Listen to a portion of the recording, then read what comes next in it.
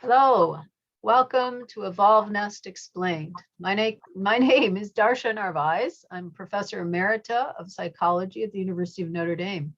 And I'm here with Mary Tarsha, who's a doctoral candidate at the University of Notre Dame's Department of Psychology and the Kroc Institute for International Peace. Hello, Mary. Hi, Darsha. Today we are discussing one component of the nest, component number 6, Allomothers or Alloparents, other nurturers. So let's say a few things about the nest first. We evolved as human beings to be nested in early life in particular, but also throughout life. Our nest for young children helps optimize their development, their neurobiology, and all their systems, fostering thriving and resilience. And by thriving, we mean physical health, happiness and well-being, self-acceptance, self-confidence, self-control, emotional intelligence, sociality and social skills, empathy, perspective taking, kindness, and active curiosity. For adults, we also include quiet mind, inner happiness, vitality, and energy, unconditional listening, empathy, authentic helpfulness, being fully alive, and compassionate and forgiving. And so there are many other characteristics too of thriving that we talk about elsewhere, but that gives you a flavor of it. And now let's talk about how this component fits into the evolved nest. If I can make it go. It doesn't want to. Okay. I'm trying to move the thing and it doesn't want to go. How strange. There we go. All right. So we've identified 9 components of humanity's evolved nest for young children. Many of these are important for maintaining well-being throughout life. Just number 1 and 2 are for babies, that's soothing perinatal experiences and on-request breastfeeding for several years. But the rest of them, number 3, positive moving touch, no negative touch is important for all of us. Positive welcoming climate. Number 5, self-directed social play. Number 6, our focus today, Allomothers or Alloparents. Number 7, responsive relationships. Number 8, nature connection and immersion. And number 9, healing practices. All these others are for all of us, and they are what we need to thrive and reach our potential.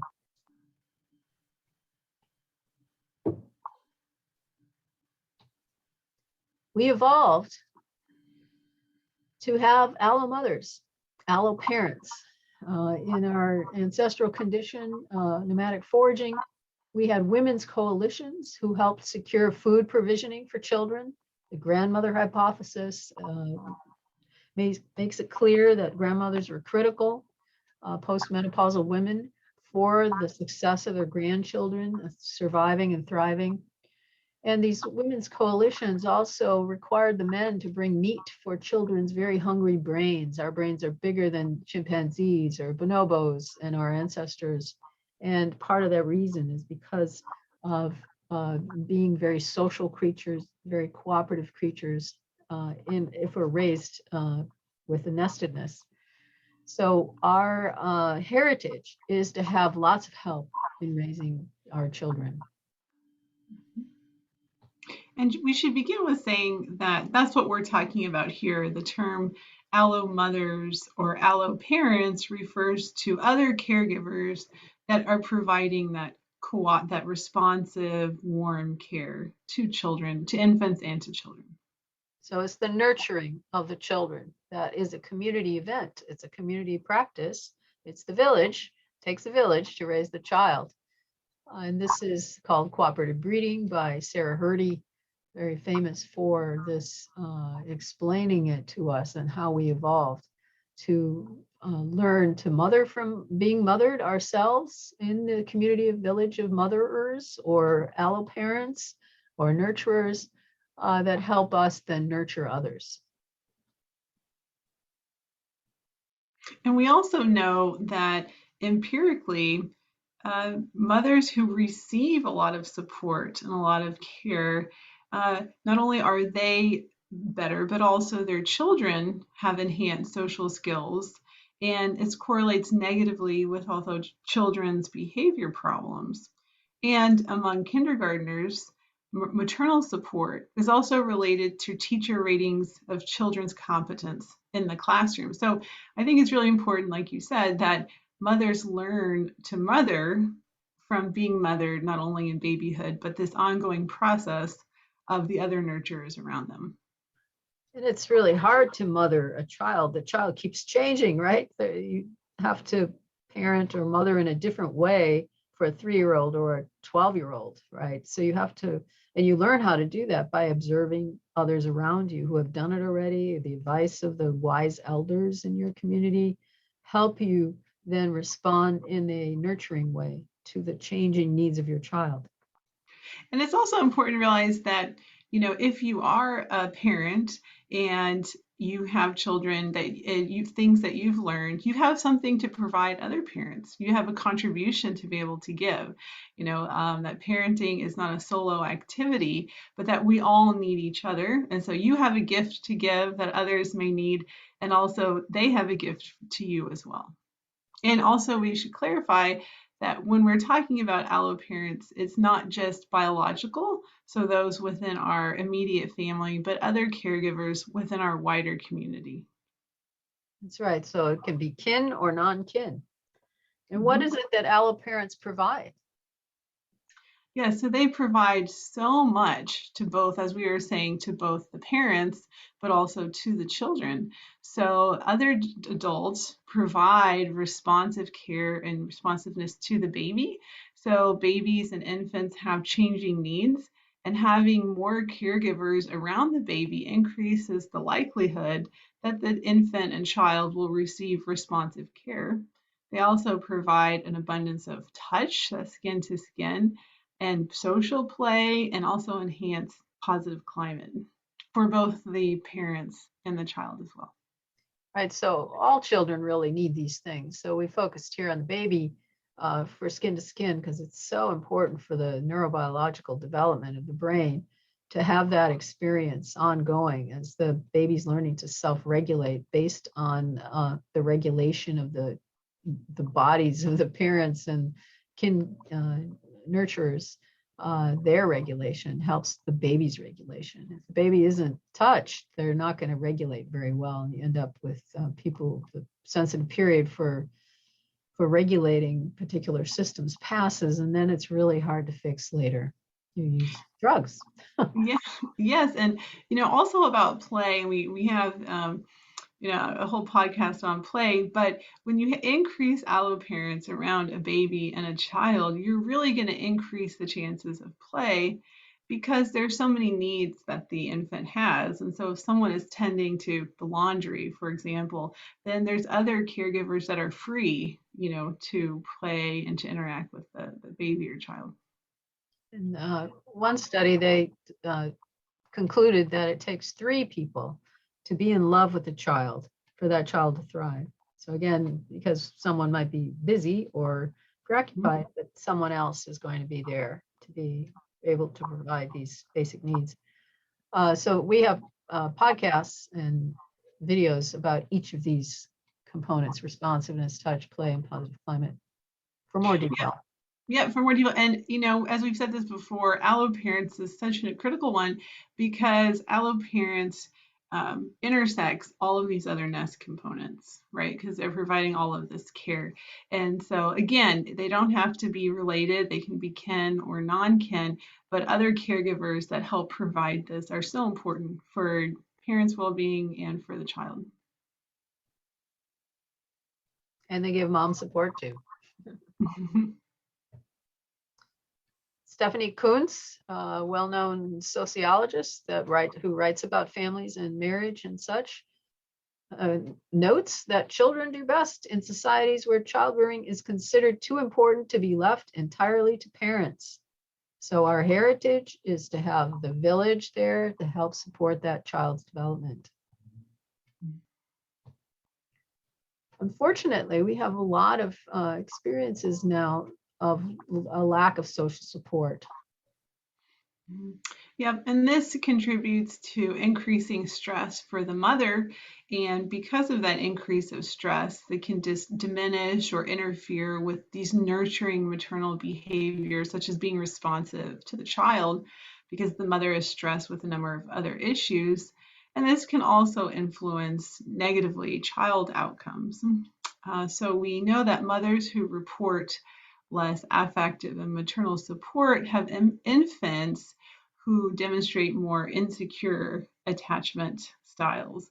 So they And have so it can, less emotional support, right? Less physical support, less awareness of support. And then the child is affected in how they learn to get along with others. The attachment is about how you perceive and act on the social world. yep. And so, again, we're not blaming mothers in any way, but mothers who have increase in stress, it's really about what can we do to provide those families and those mothers with more support in order to help alleviate that maternal stress. And Alloparents and other community givers are part of that. That's why they're so powerful. And generally, single parenthood can be detrimental to the well-being of child because of the relationship with decreased social support. So the alloparents are especially important than allomothers or other nurturers for single parents. So you don't have to do everything yourself, which is not what we evolved. There are animals who do that, but they don't have big brains. They don't have long childhoods. They are different than we are. We are cooperative child nurturers.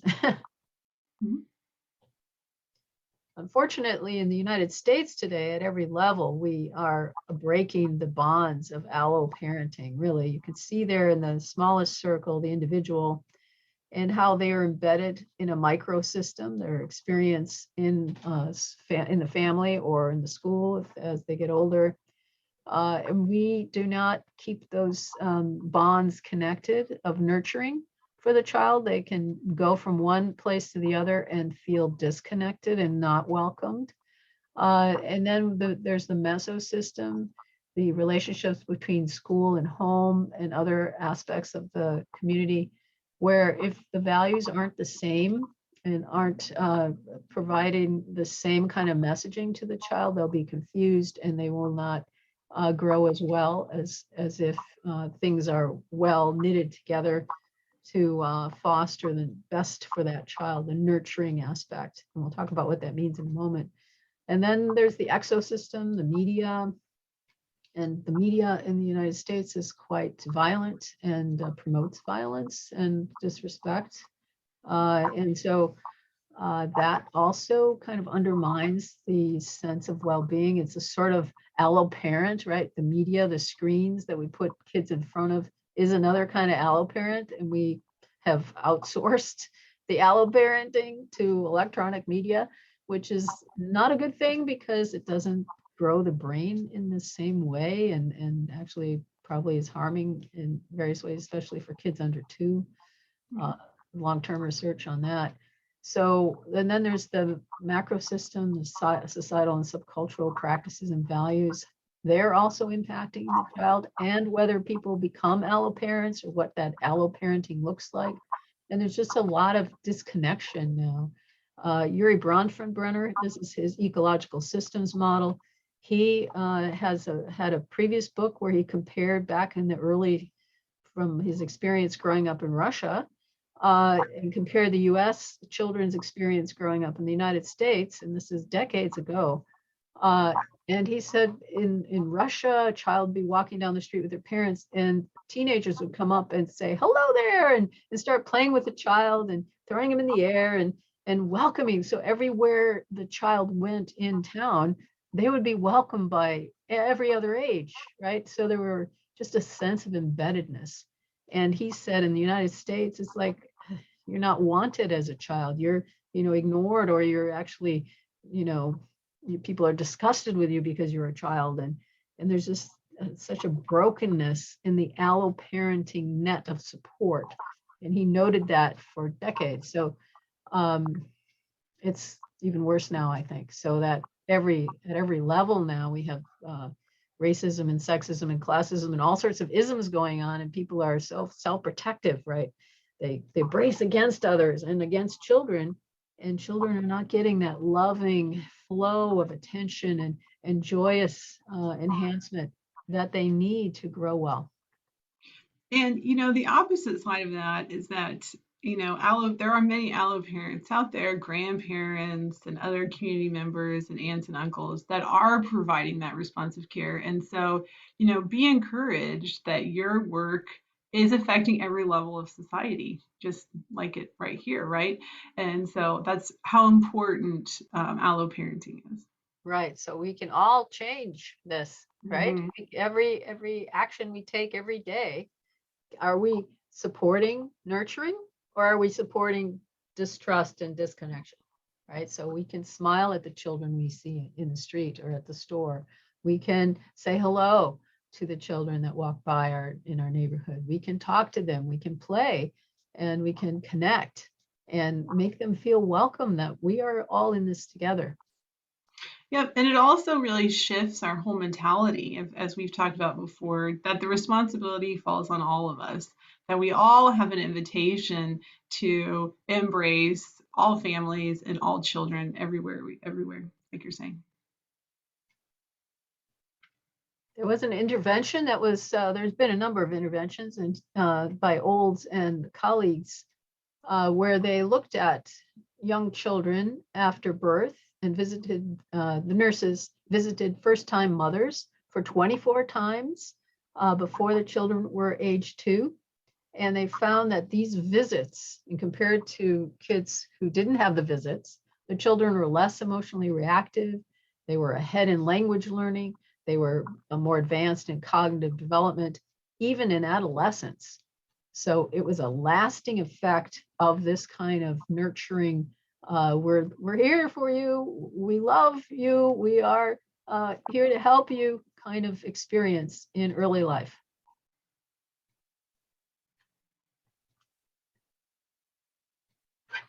Yeah, so this leads to the question of how can we identify other individuals in our families or in our communities, it doesn't have to be in our families, that would make for a good alloparent? Because, as we have this degradation going on within our country here, the US, but we also can do something about it, right? So we can identify those adults who are and maybe are good at providing this type of care that families need. So on the left-hand side, these are certain obstacles to constructive nested alloparenting. And then on the right-hand side, these are the characteristics of alloparent support that really help children thrive. So we'll go through them. Darsha, you want to lead us through the obstacles or All right, challenges? I'll take the negative set. Oh, You get to be the positive one, no. Meg. We can switch if you want. That's right. Yes. So what are the obstacles? Well, when a person comes in the alloparenting, let's just emphasize, we all need alloparents. We all need mentors, right? So these are things that are going to be in the way of getting the mentoring that you need as an adult or as a young person or as a child. And So, here publicly, I'll say thank you, Darsha, for being a great alloparent. Darsha is a wonderful mentor and has really provided that for me. So even, within a doctoral program, you need alloparenting, very much so, as all students would say. all right. So you're going to take a checklist here. Huh? Okay. I hope I'm on the right side of the diagram. Okay, so the obstacles are to have when the person has a scarcity mindset, there's just not enough to go around. I don't have energy for you, right? So they adopt a me against you orientation, the bracing against the other. And parents do this when they feel like there's a competition between getting their needs met and their child's needs met. And so, there just isn't enough. And so everyone's needs really are suppressed, and that's the way it's supposed to be. This is the attitude and the kind of orientation of a non-alloparenting mindset. And there's limited satisfaction. That's just the way the world is, right? You just can't get your needs met. And then what goes along with this often in parenting that we can see is that adults think they have to control children's development. and they have a certain idea about what that should be. And so they're going to be a tiger mother, right? And they're going to, force the child to practice, even though they don't want to, and punish them when they don't do what they want them to do.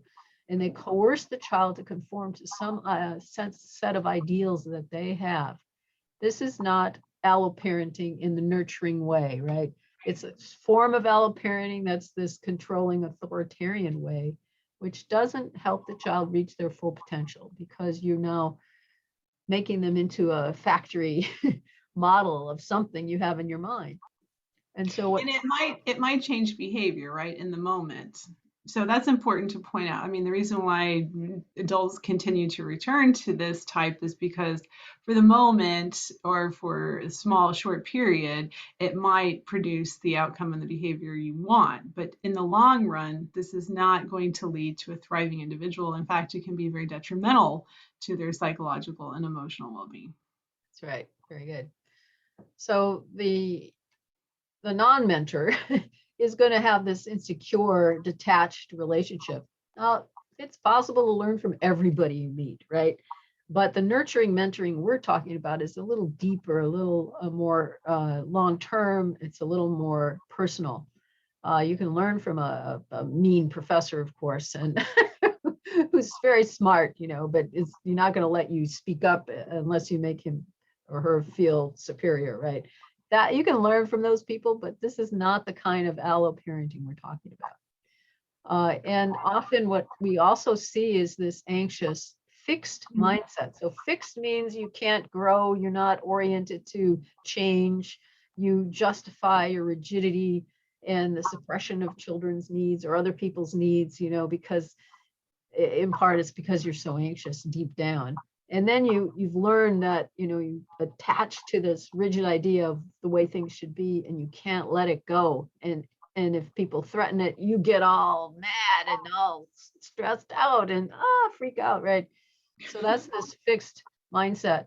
And you then are, like you're saying, with if you punish or spank a child, you're focusing on the immediate change in that child, which works for the moment, but you've now seeded a long-term problems. And in this fixed mindset, you're attracted to those kinds of quick fixes. So this is not the alloparenting, the allo nurturer that we're talking about.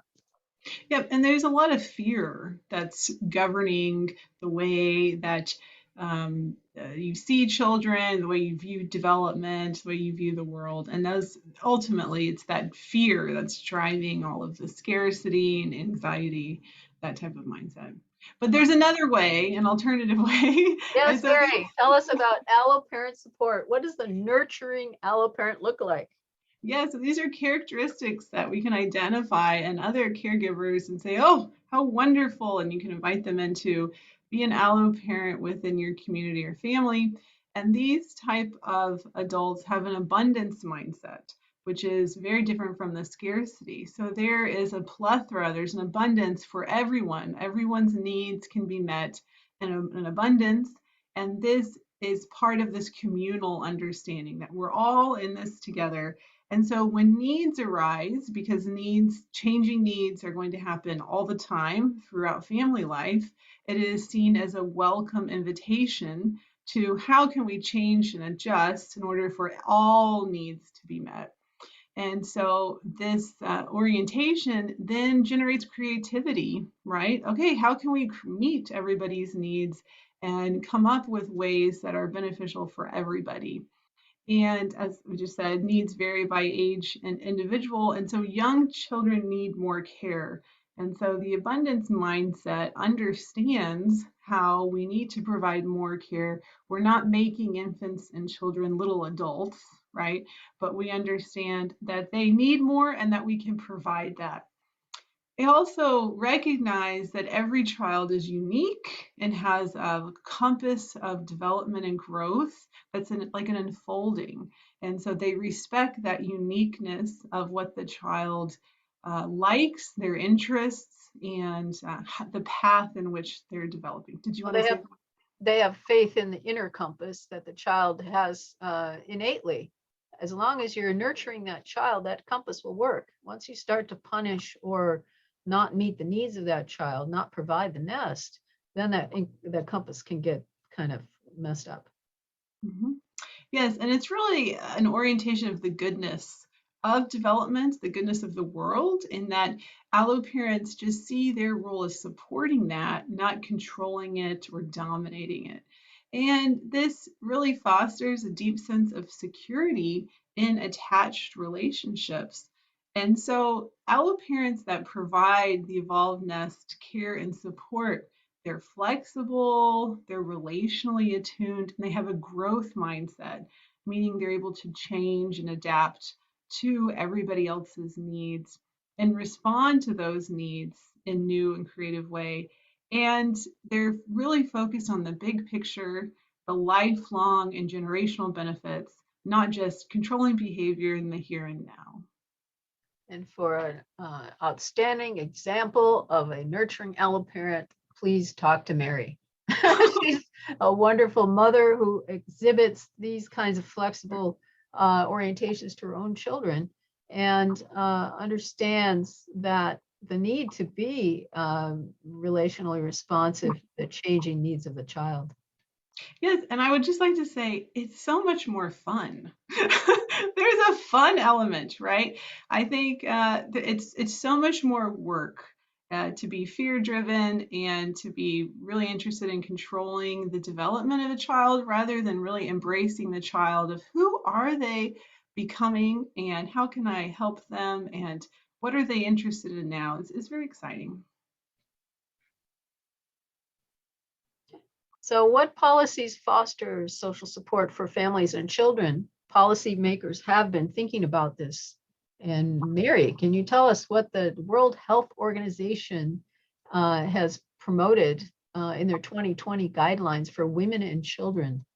Yes, and so, this just goes back to this is an issue for families, but this is an issue for societies and for the world. And so we're not criticizing mothers or families, but the whole world is very much interested in how can we support this.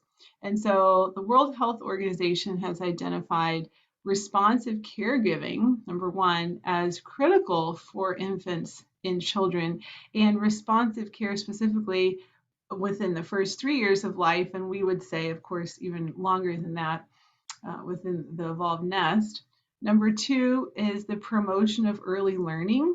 So this is parents and other caregivers can support children in engaged learning of all types of learning. That's so important. And we need to caution here that it doesn't mean sending them to daycare. Because the research shows that that doesn't necessarily help. It can actually hurt. You don't want your young child, especially as a preschooler, to be forced into sitting at a desk and learning the alphabet or reading or whatever school readiness. The evidence recently is showing that's harmful over the long term. So when we say early learning here, we need to say that the way children learn primarily is through play. So they need to have lots of opportunities for free play, social play with lots of different ages outside in the natural world, as wild as possible, freedom to run around and to climb and do the things that are, well, forest kindergartens are actually an interesting aspect of that. And so just some caution there. Early learning does not mean school learning. Yes, and they also learned through observation. Being given the opportunity just to be with parents or other caregivers and watching them do the daily tasks. So providing those opportunities of deep observation, relaxed, learning how mom and dad cook, learning all kind of laundry, any of those daily activities. There's so much learning going on just by doing it together rather than putting, children in front of a TV, then I go do these chores, but really seeing it all together. And letting the child pitch in. There seems to be a sensitive period for learning to want to cooperate and do family chores. And it's in early life, not in the teenage years. Don't wait till then. It won't work. It'll be a struggle. So let them pitch in, even though they kind of make a mess of the laundry. If they're folding things at age 1, let them do it anyway. Because and this is what traditional societies know, they know that the child has to learn and try and they get committed to being a community member. They want to be a member of the community. So let them, even though it may not, it takes them a while to learn the skills. Yep. Yeah, let them sweep. Sweeping is such a fun activity, even if it's not great. Thank you so much. You tell them thank you. You keep doing it over and over again. Yep. Number third is integrate caregiving and nutritional interventions.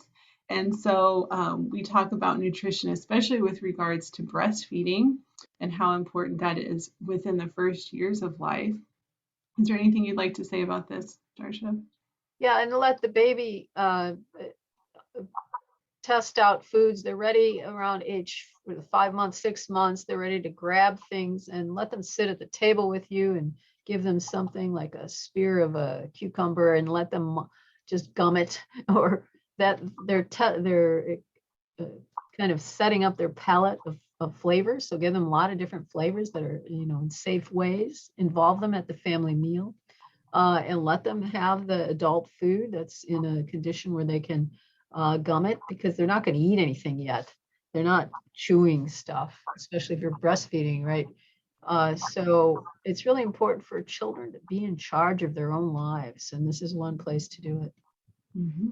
Yes, and it's natural to, like you're saying, is to let them, you just provide the opportunity. So that's a good way of being a good nurturer. Just provide the opportunities of the different foods, and they will naturally gravitate to trying the different ones. Support maternal mental health, which is what we've been saying throughout this whole presentation, how important it is for psychosocial interventions to support mothers so that they can then provide support to their children. And that's something that we can all do. Very good. And then the diagram on the right adds in the security and safety, which we also want for mothers and children from gestation on, from conception on, to have, few toxins in your food or air or water. So that's a policy level issue. To have safety in the neighborhood, so you feel like you can relax where you are. So that's another policy level kind of issue of gun safety, for example. Mm-hmm. Yes. And anything that supports good health, which is all about the nest, the evolved nest. All right, our references here.